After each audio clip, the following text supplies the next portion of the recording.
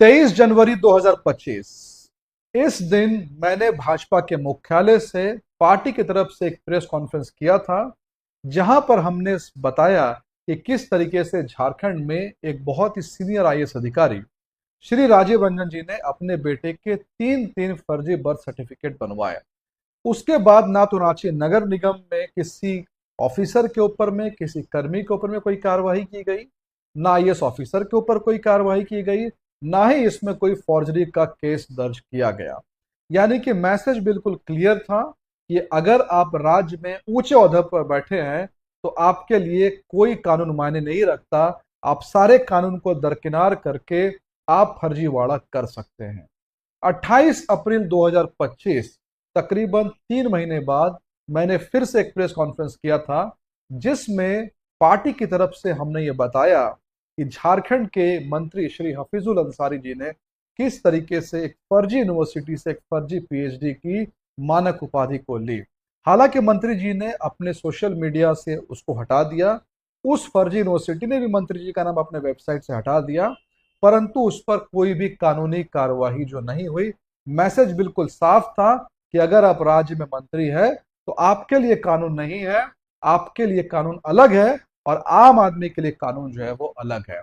और आज 17 मई 2025 को एक बहुत ही प्रतिष्ठित मीडिया हाउस से ये खबर आ रही है कि झारखंड में एक सिटिंग एमएलए श्रीमती श्वेता सिंह, जो कि बोकारो से विधायक है, उनके दो दो पैन कार्ड पकड़े गए हैं।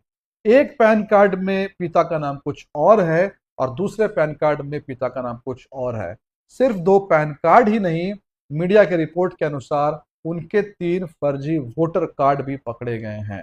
यानी कि राज्य सरकार में आईएएस ऑफिसर हो, मंत्री हो या विधायक हो, इन्होंने फर्जीवाड़ा को एक बड़े स्केल पर अंजाम दिया है। और इसका असर सिर्फ यहीं तक नहीं, इसका असर पूरे के पूरे राज्य में पड़ रहा है। उदाहरण के लिए कुछ समय पहले ऐसी खबर आई है कि जमशेदपुर में एक गांव में 3000 फर्जी बर्थ सर्टिफिकेट जो है वो बनाए गए हैं, जिसकी अभी फिलहाल जांच जो है वो चल रही है। तो ये पूरा का पूरा फर्जीवाड़ा, ये पूरा का पूरा फॉर्जरी क्यों हो रहा है? ऐसा इसलिए हो रहा है क्योंकि जब किसी हाई प्रोफाइल आदमी का केस सामने आता है तो सरकार उसमें चुप्पी साध लेती है। किसी हाई प्रोफाइल आदमी का नाम आता है तो सरकार उसमें कोई भी कार्यवाही नहीं करती है। और जब सरकार चुप्पी साध लेती है, सरकार कोई कार्रवाई नहीं करती है, तो नीचे के लोअर ब्यूरोक्रेसी में, नीचे का जो एडमिनिस्ट्रेशन का अपैरेटस है, उनको एक मैसेज चला जाता है कि जो हाई प्रोफाइल लोग हैं, मंत्री है, विधायक है, सांसद है, पैसे वाले इन्फ्लुएंशियल लोग हैं, इन लोगों के फर्जीवाड़ा में चुप रहना है, कोई भी कार्रवाई नहीं करनी है। संविधान की बार बार दुहाई देने वाले लोग, संविधान के किताब को हाथ में लेकर के घूमने वाले लोग, संविधान के अनुच्छेद 14 आर्टिकल 14 को भूल जाते हैं, जो कहता है there is equality before law, be you ever so high, the law is always above you.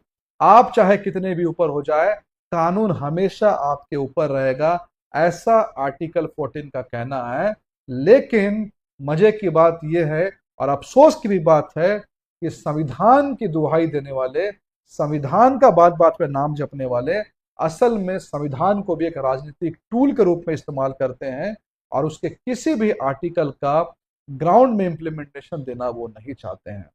हम हेमंत सोरेन सरकार से ये आग्रह भी करते हैं, अपील भी करते हैं कि ऐसे जितने भी हाई प्रोफाइल मामले आपकी नजर में हैं, चाहे वो भाजपा ने बताया, चाहे किसी मीडिया कर्मी ने बताया, चाहे किसी एनजीओ ने बताया, चाहे किसी आम आदमी ने बताया, आप उस पर जो भी कानूनी कार्रवाई हो सकती है, जो भी कानूनन रूप से एक्शन हो सकता है, उसको लीजिए और एक मैसेज दीजिए कि आर्टिकल 14 समानता का अधिकार झारखंड में है और यहाँ पर एक आम आदमी और एक पावरफुल आदमी के बीच में कानून का कोई अंतर नहीं है, कानून सबको बराबर रूप से मानता है। ये आपको मैसेज देना चाहिए।